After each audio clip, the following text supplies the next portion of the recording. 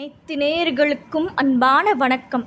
ராமாயணத்தில் ராவணன் வில்லனாகவும் ராமன் ஹீரோவாகவும் சித்தரிக்கப்பட்ட பல காட்சிகளையும் திரைப்படங்களையும் கதைகளையும் பார்த்திருப்போம், படிச்சிருப்போம். ஆனால் அப்பேற்பட்ட ராமனே தான் தோற்கடிக்கப்பட்ட ராவணன் கிட்ட உபதேசங்களை பெற்று வருமாறு தன்னுடைய தம்பியான லக்ஷ்மணனை அனுப்பி வைக்கிறாரு. ராவணன் இறக்கும் தருவாயில் அவனுடைய அருமை பெருமைகளை தெரிந்து அவனிடம் உபதேசங்களை பெற்று வருமாறு சொல்லியதற்கான காரணம் என்ன, ராவணன் லக்ஷ்மணனுக்கு உபதேசித்த போதனைகள் என்ன அப்படின்றத இந்த வீடியோ மூலம் தெரிஞ்சுக்கலாம். அதுக்கு முன்னாடி நீங்க முதல் முறையா எங்க சேனலை பார்க்குறீங்க அப்படின்னா மறக்காம எங்க சேனலை சப்ஸ்கிரைப் பண்ணிக்கோங்க.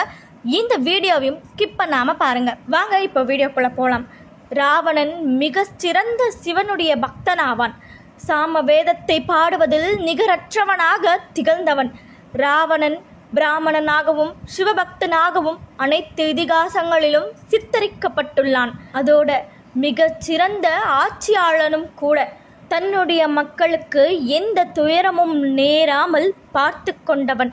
அனைத்தும் மக்களுக்கு கிடைக்கும்படி செய்தவன். செல்வ வளம் மிகுந்து அரசாட்சியை நடத்தியவன்.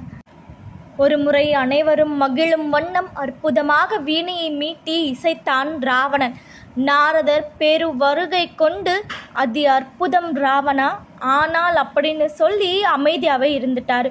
நாரதரோட அந்த அமைதியை பார்த்த ராவணனால் பொறுக்க முடியலை. சொல்ல வந்த வார்த்தையை தயங்காமல் சொல்லிவிடுங்க அப்படின்னு ராவணன் நாரதர்கிட்ட சொல்கிறாரு. நீ இசைத்த வீணா கானம் மிகவும் இனிமையாகத்தான் இருந்தது, அதில் சந்தேகமே இல்லை. ஆனால் சில நாட்களுக்கு முன்னாடி பொதியமலை சென்று அகத்திய பெருமானை சந்தித்தேன்.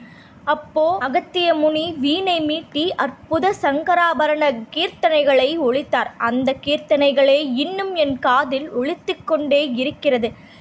இந்த இசை மயக்கத்தில் அவ்வப்போது தம் தம்புராவையும் மீட்டுவதை கூட மறந்து போய் விடுகிறேன் என்று அவரின் இசை பெருமையை பற்றி புகழ்ந்து கொண்டிருந்தார். மீண்டும் அமைதியில் ஆழ்ந்த நாரதர் தான் வந்த வேலை முடிந்துவிட்டது என்ற திருப்தியோடு புறப்பட்டு விட்டார்.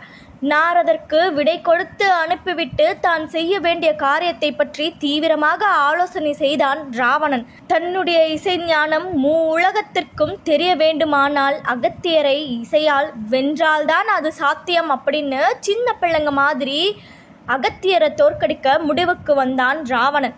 அகத்தியரை காண அகத்திய குடிலுக்கு சென்றான் ராவணன். ராவணனின் வரவை சீடர்கள் அகத்திய மாமுனிக்கு அறிவிக்க அவரோ குடிலுக்கு வெளியே வந்து வீணை கொடி வேந்தே வருக வருக அப்படின்னு வரவேற்றார். அகத்தியருடைய அன்புக்கு அடிமையானான் ராவணன். எதற்காக இங்கு வந்தான் என்பதை ஞான சக்தியில் உணர்ந்த அகத்தியரும் ராவணனிடம், நீ வந்த நோக்கத்தை நான் அறிவேன், இதுவே இறைவனின் திருவிளையாடல், அதுவே நடக்கட்டும் அப்படின்னு சொன்னாரு. இந்த போட்டிக்கு யாரை நடுவராக வேண்டும் என்று நீயே சொல் அப்படின்னு சொல்லும்போது கலைவாணியை அழைத்தாங்க. கலைவாணி, இருவரும் என்னுடைய மகன்கள் தான், அதனால் நான் இந்த போட்டிக்கு நடுவராக மாட்டேன் என்று பொதியை மலையை நடுமையாக வைத்து போட்டியை ஆரம்பித்தாங்க. முதல்ல ராவணன் வீணையை பூட்ட ஆரம்பித்தான். அந்த பொதியை மலையே இசையால் நிறைந்தது. ராவணன் தொடர்ந்து வீணையை மீட்டிக்கொண்டிருந்தான். ஒரு கட்டத்தில் இயற்கை சில நொடிகள் ஸ்தம்பித்து அசைவற்று நின்றது. ராவணன் எல்லா ஆனந்தமும் அடைந்தான். அசையும் பொருட்களும் அசையாத பொருட்களும் நிற்கும் என்றால் இதைவிட அற்புத இசையை உலகத்தில் எவராலும் அளிக்க முடியாது அப்படின்னு ஒரு கர்வம் எழுந்தது அவனுடைய மனதில். அடுத்தது அகத்தியரின் முறை. அகத்திய மகரிஷி இறைவனை நினைத்து தியானித்து தன்னுடைய வீணைக்கு சித்த பாரம்பரிய முறைப்படி விழுந்து வணக்கம் செலுத்தினார். ராவணன் இதனை கண்டு ஆச்சரியமடைந்தான். சாட்சாத் எம்பெருமானுக்கு அளிக்கும் மரியாதையையும் வணக்கத்தையும் உயிரில்லாத இந்த வீணைக்கு அளிக்கிறாரே என்று நினைத்து அகத்தியரின் செயலை புரிந்து கொள்ள முடியாமல் தவித்தான். அகத்தியர் வீணையை மீட்ட ஆரம்பித்தார். பிரபஞ்சமே இசை வெள்ளத்தில் ஆழ்ந்து உலகம் அமுத இசையால் நனைந்தது. தேவர்கள், கந்தர்கள், ஞானியர், யோகியர், இந்திரன், சந்திரன், 33 தேவர்கள் என பிரபஞ்சமே அங்கு கூடியது. நாரதர், தும்புரு என அனைவரும் வந்து குழுமினர். ரம்பை, ஊர்வசி போன்ற நடன மங்கைகள் தோன்றி நறுமண மலர்களை எங்கும் தூவி அந்த சூழ்நிலைக்கு மேலும் சுவையூட்டினர். மும்மூர்த்திகள் அங்கு பிரசன்னமாயினர். அனைத்திற்கும் மேலாய் அந்த பொதியை மலை வெள்ளி மலையாய் உருகி கரகி ஓடியது. இதனை கண்டு ராவணன் தான் தோல்வி அடைந்ததை ஒப்புக்கொண்டு அகத்தியர் முனிவரின் காலில் விழுந்து வணங்கி ஆசீர்வாதம் அடைந்தான். அகத்திய முனிவர் ராவணனிடம், உன்னுடைய மக்களை நன்றாக கவனித்துக்கொள் என்றதன் மூலம் ராவணன் அவனுடைய மக்களுக்கு எந்த குறைவும் இல்லாமல் செல்வ நிறைவோடு வாழச் செய்தான்.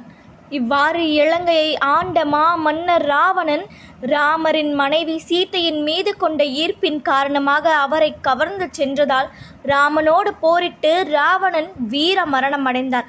போரின் முடிவில் தோல்வியை தழுவிய ராவணன் உயிருக்கு போராடிய நிலையில் தம்பி லக்ஷ்மணனை அனுப்பி வாழ்க்கையின் பாடத்தை கற்று வருமாறு கட்டளையிட்டார். அண்ணன் ராமரின் ஆணையை ஏற்று ராவணன் அருகே சென்ற லக்ஷ்மணனிடம் ராவணன் எதுவும் கூறவில்லை.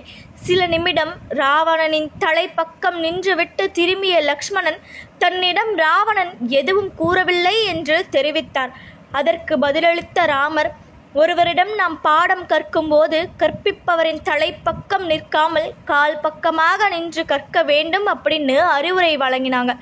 இதைத் தொடர்ந்து மீண்டும் சென்று ராவணனின் கால் பக்கமாக நின்ற லக்ஷ்மணன் வாழ்க்கைக்குரிய 3 முக்கிய பாடங்களை கற்பித்தார்.